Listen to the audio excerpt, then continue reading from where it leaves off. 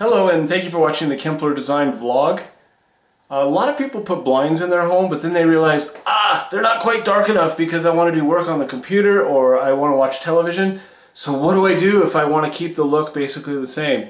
Well, take a look at this window. And as you look at it, you'll see that they have a window to the outside with blinds on it. And they said we want to make it darker, but we don't want to get rid of the blinds. So here's what we did. Notice here that this depth is about 5 inches or so, 5.5 inches. So that gives us room up underneath to mount another product. And look up there and you'll see a honeycomb shade.